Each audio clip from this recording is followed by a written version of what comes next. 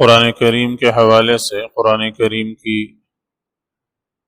کا نزول، اس کی پہلی آیت آخری آیت، آپ صلی اللہ علیہ وسلم پر اس کے نازل ہونے کی مختلف کیفیات کا ذکر گزر گیا۔ آج کے درس میں ہم جانتے ہیں قرآن کریم کے نام کیا کیا ہیں اور اس کے یہ نام کس مناسبت سے رکھے گئے ہیں۔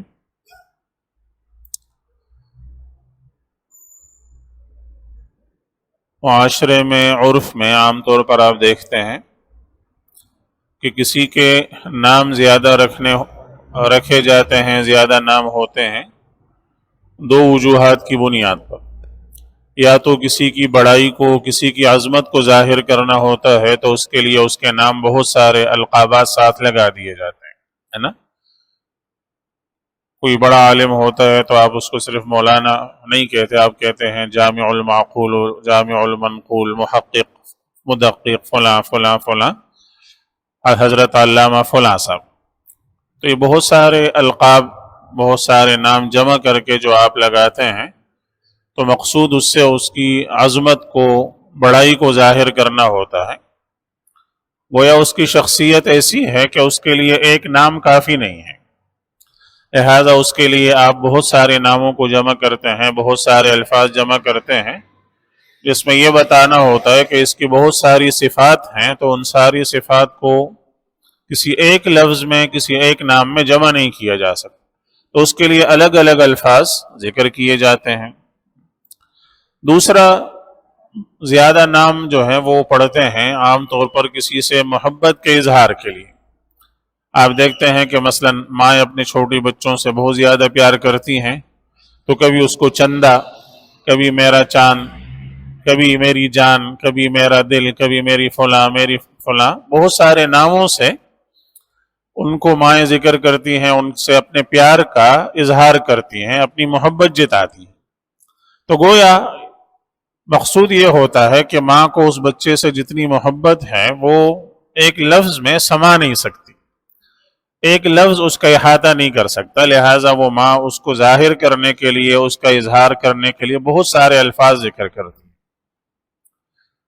اب سب سے عظمتوں والی ذات اللہ رب العالمین کی ہے، اور اللہ تعالیٰ کے صفات اتنے زیادہ، اتنی بے حساب ہیں کہ ظاہر ہے کہ انسانی الفاظ اس کا احاطہ نہیں کر سکتے۔ تو ان مختلف صفات کو ظاہر کرنے کے لیے اللہ تعالیٰ کے بہت سارے نام ہیں جو قرآن کریم میں بھی مذکور ہیں، بہت سارے آپ صلی اللہ علیہ وسلم کے احادیث میں مذکور ہیں۔ جامع ترمذی کے ایک حدیث میں 199 نام آ گئے ہیں جو قرآن کریم کے شروع میں عموماً آپ لکھے ہوئے دیکھتے ہیں۔ یہ 99 نام سارے کے سارے جامع ترمذی کی ایک حدیث میں ایک ساتھ آئے ہیں۔ اس کی ایک فضیلت بھی ہے جو انشاءاللہ اپنے موقع پر ذکر کر دی جائے گی۔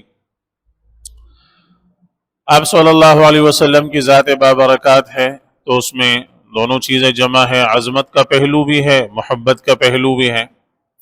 آپ کی عظمت، آپ صلی اللہ علیہ وسلم کی بڑائی، آپ کی توقیر وہ اتنی زیادہ ہے کہ گویا کہ ایک انسان اس کا مکمل تصور، مکمل احاطہ نہیں کر سکتا، اسے اللہ تعالیٰ ہی جانتا ہے۔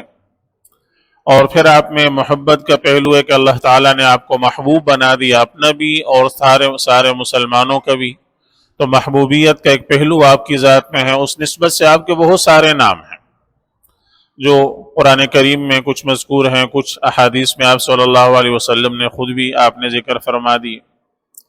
اب قرآن کریم چونکہ اللہ رب العالمین کی کتاب ہے، اللہ تعالیٰ کا کلام ہے، تو کلام کے اندر متکلم جو بات کرنے والا ہے، جو اس کلام کو کرنے والا، اس کو ظاہر کرنے والا ہے، اس کی عظمت ظاہر ہے کہ کلام میں نمایاں ہوگی۔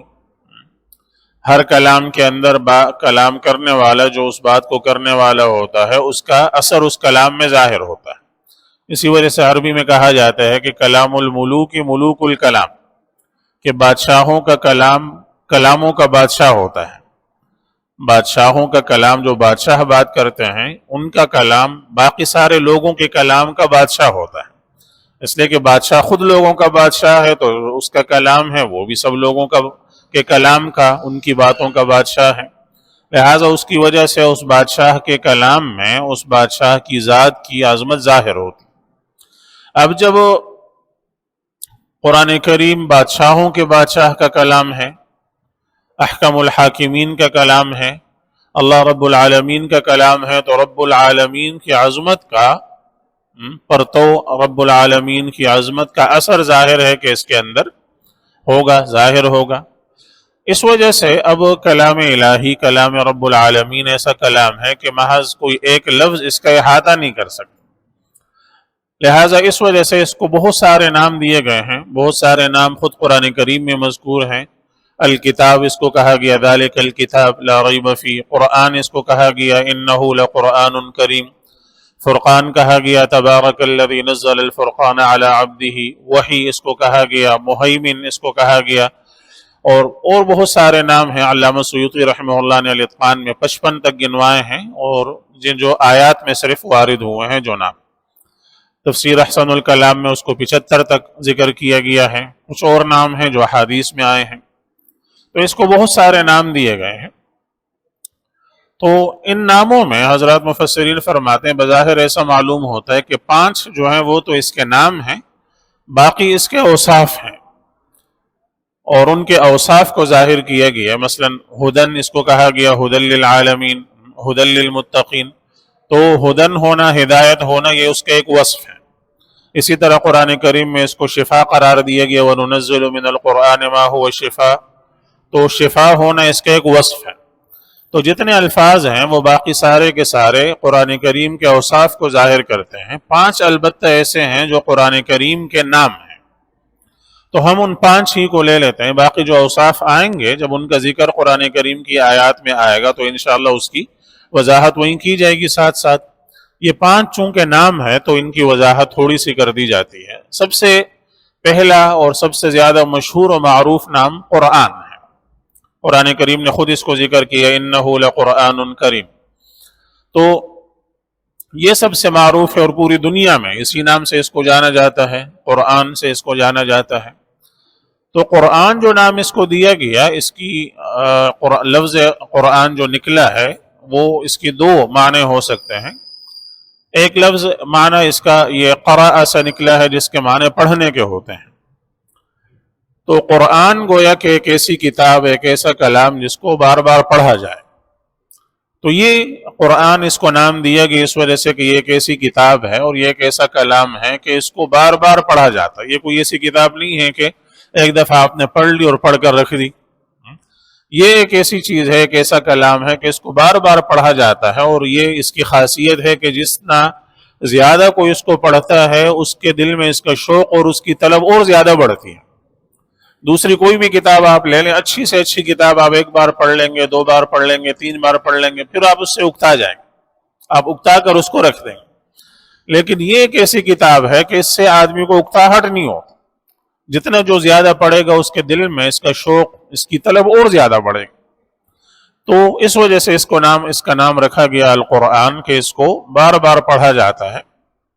یا یہ لفظ قرآن نکلا ہے قرن سے، قرن کے معنی ہوتے ہیں ملانے کے، تو اس کی آیات کو آیات سے، صورتوں کو صورتوں سے ایک خاص ترتیب سے ملایا گیا ہے، اور ایک خاص ترتیب اس میں رکھی گئی ہے، لہٰذا اس وجہ سے اس کا نام قرآن رکھا گیا۔ تو ایسی صورت میں البتہ لفظ پھر نام قرآن نہیں ہوگا، پھر قرآن ہوگا۔ چنانچہ علامہ سیوطی رحمۃ اللہ علیہ نے بعض سلف سے نقل کیا کہ وہ قرآن کے بجائے قرآن بولتے تھے۔ تو ہمارے یہاں بہت سارے عام لوگ بھی آپ نے سنا ہوگا وہ لفظ قرآن بولتے ہیں، وہ تو جلدی میں شاید بول لیتے ہیں، لیکن اس سے یہ معلوم ہوا کہ قرآن لفظ بھی غلط نہیں ہے۔ جیسے قرآن صحیح ہے ویسے ہی قرآن بھی صحیح ہے، اور دونوں نام صحیح ہیں قرآن کریم کے لیے، ان کو استعمال کیا جا سکتا ہے۔ تو پہلا نام جو پوری دنیا میں جس سے اس کو جانا جاتا ہے، جو سب سے معروف و مشہور ہے، وہ ہے قرآن۔ دوسرا نام جو قرآن کریم کا ہے، اور قرآن کریم ہی نے اس کو ذکر کیا ہے، تبارک الذی نزل الفرقان علی عبدہ، تو اس کو ذکر کیا گیا ہے الفرقان کے نام سے۔ فرقان کا لفظ نکلا ہے فرق سے، جس کے معنی ہوتے ہیں فرق کرنے کے، جدائی ڈالنے کے۔ تو قرآن کو الفرقان نام اس لیے دیا گیا کہ اس نے حق اور باطل میں جدائی ڈال دی، بالکل واضح کر دی۔ آیا ہی اسی لیے ہے، اس نے ہدایت کو گمراہی سے اور صحیح راستے کو غلط راستے سے، حق کو باطل سے بالکل جدا کر کے دکھا دیا کہ یہ حق ہے، یہ باطل ہے، یہ صحیح ہے، یہ غلط ہے۔ لہٰذا اس وجہ سے اس کا نام رکھا گیا فرقان، الفرقان۔ تیسرا نام اس کا ہے الکتاب، ذالک الکتاب لا ریب فیہ۔ تو الکتاب جو ہے یہ کتب سے نکلا ہے یہ لفظ، اور اس کے معنی ہوتے ہیں جمع کرنے کے۔ تو اس نے چونکہ گویا کہ ہدایت کے مضامین کو، اولین و آخرین کے علوم کو، سب کو جمع کر دیا ایک جگہ، لہذا اس کا نام اس وجہ سے الکتاب رکھا گیا ہے۔ اسی طرح کتبہ کے ایک معنی لکھنے کے ہوتے ہیں، تو اس میں ایک باریک اشارہ اس طرف بھی ہے کہ اس کو پہلے دن سے اس کو لکھا گیا، اس کے لکھنے کا اہتمام کیا گیا، جیسے انشاءاللہ آگے اس کے لکھنے کی تفصیل ہم ذکر کریں گے۔ تو پہلا نام ہو گیا القرآن، دوسرا ہو گیا الفرقان، تیسرا ہو گیا الکتاب۔ چوتھا نام اس کا ہے ذکر، وَلَقَدْ يَسَّرْنَا الْقُرْآنَ لِلذِّكْرِ فَهَلْ مِن مُدَّكِرٍ۔ ذکر، ذکر جو ہے اس کو نام دیا گیا اس وجہ سے کہ ذکر کا مطلب ہوتا ہے، ذکر کے معنی ہوتا ہے یاد دہانی کرانے، کوئی چیز ذکر کرنا، کسی چیز کی یاد دہانی کرانا۔ تو قرآن کریم وہ کتاب ہے کہ اس نے سابقہ کتابوں کے اندر جو حق کی باتیں اللہ تعالیٰ نے نازل فرمائی تھی اور لوگوں نے بھلا دی تھی، قرآن کریم نے ان کی دوبارہ لوگوں کو یاد دہانی کرائی، ان تمام ہدایت کی باتوں کو دوبارہ ذکر کیا، دوبارہ ان کی یاد دہانی کرائی، اور لوگوں کو بتایا کہ لوگوں تم ہدایت چھوڑ چکے ہو، تم اس سے روگردانی کر چکے ہو، تم اس سے نکل چکے ہو، دوبارہ اس کی طرف لوٹ آؤ، دوبارہ آ کر اسے قبول کرو، دوبارہ آ کر اس پر عمل کرو۔ تو اس وجہ سے اس کا نام رکھا گیا ذکر۔ پانچواں اور آخری نام ہے تنزیل۔ تنزیل، تنزیل من حکیم حمید، اور کئی جگہوں پر تنزیل من الرحمن الرحیم۔ تو تنزیل کے معنی ہوتے ہیں اتارنے کے۔ تو تنزیل نام رکھنا تو بالکل واضح ہے کہ چونکہ اللہ تعالیٰ کی طرف سے یہ اتارا گیا، اس میں کسی انسان کا کوئی عمل دخل نہیں ہے، اور کسی ایک لفظ میں، کسی ایک حرف میں کسی انسان کی کوشش کاوش اس میں شامل نہیں ہے، مکمل اول تا آخر اللہ تعالیٰ کی طرف سے نازل کردہ ہے، لہٰذا اس وجہ سے اس کا نام رکھا گیا تنزیل۔ تو یہ پانچ اس کے نام ہیں جو مختلف مناسبتوں سے رکھا گیا، قرآن، فرقان، اور ذکر، اور تنزیل، اور پانچواں رہ گیا آخری کون سا؟ الکتاب۔ تو یہ پانچ جو ہے وہ اس کے نام ہیں، اور باقی جیسے میں نے عرض کیا کہ اور بہت سارے نام ذکر کیے گئے، لیکن وہ اس کے اوصاف ہیں، اور وہ اوصاف جیسے جیسے آگے قرآن کریم کے اندر آتے جائیں گے تو انشاءاللہ ان کی تفصیل ہم کرتے جائیں گے کہ یہ وصف کیوں ذکر کیا گیا، اس کی کیا وجہ ہے۔ اللہ رب العالمین ہم سب کو قرآن کریم کو سمجھنے کی اور اس پر عمل کرنے کی اللہ تعالی ہم سب کو توفیق عطا فرمائے۔